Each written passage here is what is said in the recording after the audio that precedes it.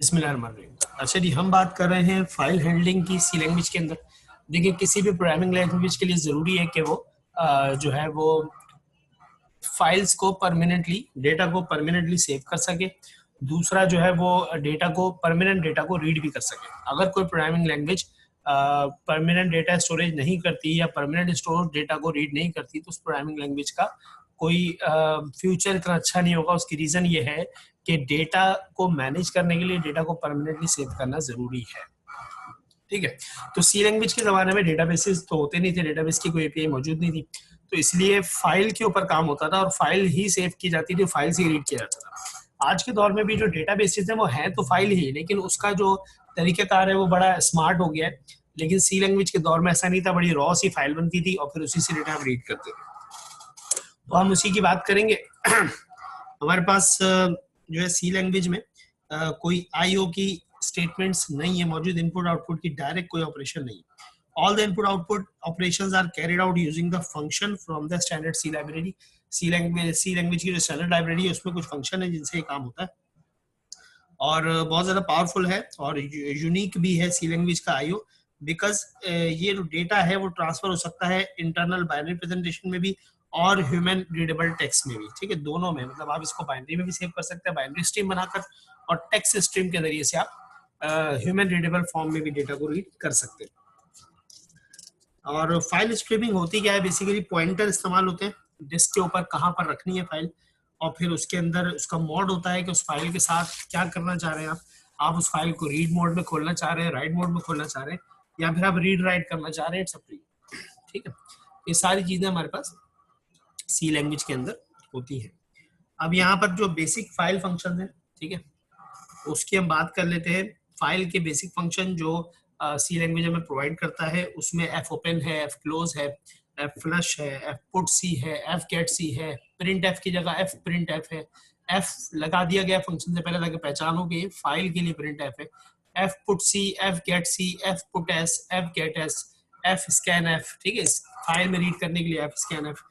तो यहाँ पर फिर अब किस तरह से काम होता है, फाइल के लिए एक और बड़ा इंपॉर्टेंट फंक्शन है एंड ऑफ फाइल का, F E O F, file end of file. इससे पता चलता है कि फाइल यहाँ खत्म हो रही है। और एफ एरर का मेथड है अगर फाइल एरर करती है, रिमाइंड का मेथड है जीरो इंडेक्स पे जाने के लिए आपकी फाइल में, और रिमूव का मेथड है किसी फाइल को खत्म करने के लिए, और फ्लश का मेथड भी है। ठीक है, अगर आप बाइनरी स्ट्रीम को फ्लश करना चाहते हैं, बफर को फ्लश करना चाहते हैं। अब इसमें एक फाइल पॉइंटर होता है, आप जब भी फाइल का वेरिएबल बनाएंगे तो आपको पॉइंटर बनाना पड़ेगा, उसके बाद आप एक फाइल को ओपन करेंगे। अब उस ओपन में मूड होगा, फाइल के अंदर बहुत सारे मूड है। एफ ओपन का मेथड है फाइल ओपन करने के लिए या फाइल बनाने के लिए, फिर उसके बाद कई सारे मेथड हैं कि आप उसको रीड मोड में खोल रहे हैं या राइट मोड में खोल रहे हैं या रीड राइट मोड में खोल रहे हैं, तो ये अपेंड करना है अपने टेक्स्ट किसी फाइल के अंदर। तो ये बेसिकली हमारे पास तरीकाकार है फाइल को बनाने का और फिर उसको रीड करने का हम देखेंगे। तो हम सबसे पहले फाइल बनाना सीखेंगे कि हम किस तरीके से फाइल को बनाते हैं और फिर हम किस तरीके से उसके अंदर डेटा को पुट करते हैं। तो जब हम डेटा को हम पुट करेंगे, जो भी हम डेटा इनपुट लेंगे वो हम उठाकर फाइल के अंदर रख देंगे, और जब हम फाइल को फिर हम रीड करके देखेंगे कि फाइल कहाँ पर बनी और उसका क्या तरीकेकार है। सबसे पहले तो हम फाइल बनाना सीखते हैं कि सी लैंग्वेज के अंदर फाइल बनाते कैसे। तो देखिए, आप यहाँ पर आ जाए और आप एक फाइल टाइप का वेरिएबल लें और स्टैटिक लगा के आप उसको नाम दे रहे हैं, एफपी का नाम दे रहे हैं हम, फाइल पॉइंटर। ठीक है, ये तरीकाकार है फाइल का पॉइंटर बनाने का। तो ये बेसिकली फाइल पॉइंटर हो गया। अब आपका मेथड है एफ ओपन का। एफ ओपन के दो आर्गुमेंट है। पहला आर्गुमेंट है कि भाई फाइल का नाम बताएं, तो हमने कहा फाइल का नाम होगा abc.txt। टेक्स्ट फाइल हम बना देंगे, एक्सटेंशन देना जरूरी है। डॉट, उसके बाद मोड बताएं, ये भी हम स्ट्रिंग में बताते हैं कि हम रीड कर रहे हैं या राइट कर रहे हैं।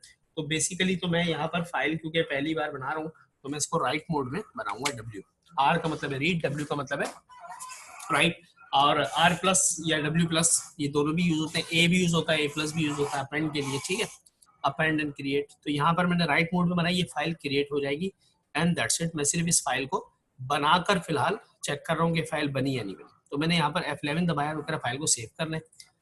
मैंने सेव करने के लिए फाइल यहाँ पर लिखा फॉर एग्जाम्पल फाइल हैंडलिंग। ठीक है जी, तो देखिए यहाँ पे प्रोग्राम चल गया, कोई आउटपुट हमने लिया नहीं था प्रोग्राम का, प्रोग्राम चल के खत्म हो गया। अब इसने फाइल जनरेट कर दी होगी। और जी तो जो उसने फाइल बनाई थी, जैसे हमने रन किया, तो ये जो फाइल है उसे सेव कहाँ की, ये देखना है हमें। तो जहां पर हमारी ये फाइल हैंडलिंग की जो सी लैंग्वेज की जो फाइल है, जहां पर ये सेव है और इसकी एक सी सेव है, वहीं पर ये फाइल बनाया था। तो हम जरा अपने फाइल ब्राउजर में चलते हैं। तो ये मेरा सी लैंग्वेज का फोल्डर है जहाँ मेरी सारी फाइल है। तो यहाँ पर मेरी फाइल हैंडलिंग की फाइल है और उसी की exe फाइल भी यहाँ बनी है। तो देखिए यहाँ पर abc.txt की एक फाइल बन गई जो कि इस वक्त खाली है। ठीक है, 0 बाइट की फाइल है। अब हमें प्रोग्राम से कुछ इस फाइल में लिखना है जो कि ओपन हुई हुई है हमारे पास। ठीक है, अभी जो एफ ओपन हमने किया हुआ है, इसमें हमने फाइल ओपन की हुई है, लेकिन हमने ये नहीं बताया हुआ कि फाइल किस पॉइंटर में रखनी है। तो हम क्या करेंगे, हम बताएंगे F P equal to this. इसका मतलब है कि ये जो फाइल ओपन की गई है, फाइल जो बनाई गई है, ये एफ पी में रख दी जाए। ठीक है, अच्छा हर बार जब ये लाइन पढ़ी जाएगी तो नई फाइल बनेगी। ठीक है, क्योंकि हमने इसका राइट मोड रखा हुआ है, तो पुरानी फाइल को ओवरराइट कर दिया जाएगा हर बार। अब हम एफ पी के अंदर कुछ डेटा लिखना चाहते हैं। ठीक है, एफपी के अंदर कुछ डेटा लिखना चाहते हैं, तो मैं लिखूंगा एफ पुट एस और उसके आर्गुमेंट है, फिर वगैरह स्ट्रिंग बताओ, फिर फाइल बता दो। मैंने कहा जी उसके अंदर लिख दो अस्सलाम वालेकुम। उस फाइल में स्ट्रिंग लिखा मैंने एफ पुट एस, फाइल के अंदर पुट एस करो अस्सलाम वालेकुम, कॉमा फाइल पॉइंटर बता दो। मैंने कहा जी एफ पी, ये हो गया। फिर होता है एफ क्लोज, क्लोज में आपने बताना होता है कौन सी फाइल को क्लोज कर रहे हैं, दैट्स इट। ये फाइल ओपन हुई, फाइल बनी, उसके अंदर पुट एस हुआ, कुछ लिखा गया, फिर फाइल क्लोज हो गई, तो ये खत्म हो गई, स्ट्रीम हमारा बंद हो गया। प्रोग्राम को रन करते हैं, प्रोग्राम चला, कुछ नहीं कहा प्रोग्राम ने। ठीक है, अब आप चले यहाँ इस फाइल के अंदर, तो आप देखेंगे कि यहाँ 1 बाइट का डेटा, 1 KB का डेटा आ चुका है। आप इसको चलाएं, ये देखें इसमें क्या लिखा हुआ है, अस्सलाम वालेकुम। अच्छा ये कैसे हुआ, ये इस लाइन की वजह से हुआ, एफ पुट एस। ठीक है, एफ पुट एस जो है मैंने डायरेक्टली स्टैटिकली लिख दिया। अगर मैं लिखना चाहता हूँ फॉर एग्जाम्पल, मैं यहाँ कहता हूँ एक नॉर्मल पुट करके, फिर स्क्रीन पे दिखाओ enter text to write in file. ठीक है भाई, टेक्स्ट लिखे जो फाइल में लिखना है। अब उसको मैं एक स्ट्रिंग में ले लेता हूँ। फॉर एग्जाम्पल मैंने यहाँ पर एक करेक्टर str बना लिया। ठीक है, और फिर मैंने कहा गेट एस, और गेट एस के जरिए से मैंने इसको str में रख दिया। ठीक है, ये मैंने इनपुट ले लिया, और यहाँ एफ पुट एस के अंदर अस्सलाम वालेकुम की बजाय मैंने str को पास कर दिया। अब जो भी इनपुट दिया जाएगा मेरे यूजर की तरफ से, वो इस str में जाएगा और str से फिर फाइल में जाकर सेव हो जाएगा। ठीक है, ये हम करके फिर चला जाते हैं, प्रोग्राम चला कर एंटर। अच्छा इसमें पूछा ही नहीं, रुका नहीं मेरे लिए, तो गेट एस जो है वो काम नहीं कर रहा। अच्छा गेट एस काम क्यों नहीं कर रहा, देख लेते हैं। हम इसको एरे बना लेते हैं, फॉर एग्जाम्पल 100 करेक्टर के लिए। हाँ देखिए अब चल रहा है, वो पॉइंटर के लिए नहीं चल रहा था, पॉइंटर डायरेक्ट असाइन हो जाता है। तो यहाँ पर enter text to write in file. अब मैंने कहा भाई Aptech computer education is serving IT courses. ठीक है, और फुल स्टॉप करके एंटर कर दिया। तो ये इतनी बड़ी लाइन मैंने लिखी और एंटर कर दिया। अब ये देखते हैं कि फाइल पर राइट हुई है नहीं। हम फाइल पर चले गए, तो देखो यहाँ पर जाके हमने सर्च किया, तो ये देखो पूरी इतनी बड़ी लाइन मेरी फाइल में राइट हो गई। ठीक है, तो ये राइटिंग का फाइल का तरीका है हमारे कि हम किस तरह से एक फाइल को राइट करते हैं सी लैंग्वेज के अंदर। ओके, फाइल राइट हो गई हमारी। ठीक है, इसी तरह हम थोड़ा सा रीडिंग का भी काम कर लेते हैं। अच्छा इसमें कई सारे तरीके हैं, ये तो हमने डायरेक्टली फाइल को राइट किया है using the F put S. ठीक है, आप एफ पुट सी भी होता है, एक एक करेक्टर करके रख दें। ठीक है, आप ये स्ट्रिंग रखने का आसान तरीका मैंने बता दिया। मैंने एक एक करेक्टर रखेंगे तो आपको लूप चला के फिर उस पूरी स्ट्रिंग से एक एक करेक्टर उठा के पेस्ट करना पड़ेगा आपकी फाइल के अंदर। ठीक है, रीडिंग भी कर लेते हैं, ये राइटिंग हो गई फाइल की। ठीक है, अब रीडिंग कैसे होगी, तो ये जो राइटिंग वाला कोड है ये मैं बंद कर देता हूँ। ठीक है, और अब मैं उसी फाइल को रीड मोड में खोल रहा हूँ। ठीक है, अब ये एफपी जो है हमारा वो रीड मोड में हमारे पास आ गया है। ठीक है, आर कर दिया तो इसका मतलब है फाइल ओपन हुई है, इसी नाम से फाइल है abc.txt, और वो आर का मतलब है कि वो रीड वाले हमारे जो है वो उसमें रीड के लिए ओपन हुई है। ठीक है, अब हम फाइल से डेटा रीड करना चाहते हैं। अब फाइल से डेटा रीड करने का क्या तरीका है कि आप इसके अंदर एक काम करेंगे, आप कहेंगे गेट एफ गेट सी, मतलब एफ गेट करेक्टर्स, या एफ गेट एस, वहां से आप जो है वो टेक्स्ट भी रीड कर सकते हैं। गेट एस और पुट एस था ना इस तरह, तो इस तरह एफ पुट एस है ये रखने के लिए, तो एफ गेट एस भी है वहां से डेटा रीड करने के लिए, ठीक है। तो मैंने कहा for example F get S, तो ये हमें पूछेगा कि भाई क्या इसमें बफर बताएं, फिर मैक्सिमम काउंट बताएं, फिर फाइल बता दें, ठीक है। तो ये तरीका है। अच्छा, अगर हम चाहें कि भाई एक एक कैरेक्टर करके रीड कर ले, तो हम एक काम ये करते हैं, हम कहते हैं वाइल, पूरा लूप चला लेते हैं, ठीक है, वाइल। और मैंने इसे कहा कि भाई एक हम कैरेक्टर बनाएंगे और उसके अंदर फिर हम काम करेंगे। तो मैंने यहाँ पर एक कैरेक्टर ले लिया CHAR और CH उसका नाम रख दिया, ठीक है। फिर मैंने कहा CH बराबर है,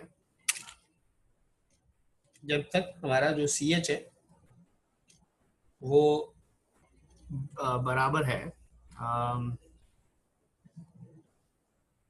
F गेट S के, F गेट C के, पॉइंटर बता दिया FP वाला, ठीक है। अब ये CH के अंदर F गेट C जा रहा है, ठीक है, ये लूप चल रहा है मेरा, ठीक है।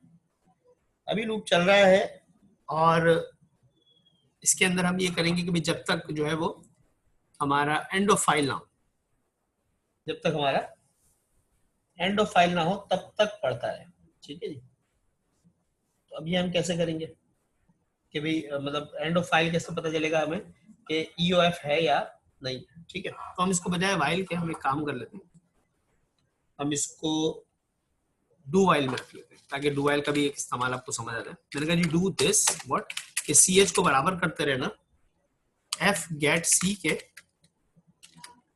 और फाइल पॉइंटर पास करते, ठीक है। हर बार ये करते रहना, कब तक, जब तक CH जो है हमारा नॉट इक्वल टू है EOF के, जब तक एंड ऑफ फाइल नहीं मिल जाता तब तक CH के अंदर ये रखते रहना। अब जो CH मिला उसको हम प्रिंट करते रहते हैं, मतलब मैंने कहा जी पुट C करके CH को पुट करते हैं, जो भी वहां से मिल रहा होगा, पहले A मिलेगा, फिर P मिलेगा, फिर T मिलेगा, एपटेक लिखा हुआ ना पूरा इस फाइल में। हम इस फाइल को खोल लेते हैं, इस फाइल के अंदर पूरा एक एक कैरेक्टर उठ के वहां तक जाता रहेगा जब तक एंड ऑफ फाइल, वो जो नल कैरेक्टर होता है जो खुद ही ऐड कर देता है आखिर में, जब तक वो नहीं मिलता तब तक ये काम होता रहे। अब जो है हम क्लोज कर रहे हैं, ठीक है। प्रोग्राम को मैंने रन किया तो कह रहा है भाई too few argument for put C। अच्छा, इसमें ये होता है कि आर्ग्यूमेंट आपको बताना पड़ते हैं, फाइल भी बता दें। आई डोंट थिंक यहाँ पर मुझे फाइल देने की जरूरत है। बहरहाल तो मैं काम कर लेता हूँ, यहाँ पर बजाय इसके मैं प्रिंट एफ का इस्तेमाल कर लेता हूँ कि %C में मुझे प्रिंट मिले और CH से मिले, ठीक है। अच्छा, अब यहाँ सेमीकोलन नहीं लगाया मैंने, प्रोग्राम रन किया तो देखिए पूरी स्ट्रिंग वहां से उठ के यहाँ आ गई और प्रोग्राम उसके बाद खत्म हो गया, ठीक है। ये हमारी इस फाइल में लिखी हुई स्ट्रिंग थी, Aptech computer education is serving IT courses. अगर मैं उस फाइल के अंदर एडिटिंग कर देता हूँ, अभी फाइल है, इस फाइल के अंदर मैंने कुछ और भी लिख दिया, ठीक है, एंटर कर दिया, मैंने कहा डेटाबेस इज इंक्लूडेड, ठीक है जी, ऐसे लिख के मैंने सेव कर दिया प्रोग्राम को, फिर बंद कर दिया। अब मैं जब इस प्रोग्राम को चलाता हूँ तो देखो उसने एंटर भी रीड किया, एंटर, लाइन ब्रेक, और डेटाबेस इंक्लूडेड इसने ये भी रीड कर दिया, ठीक है।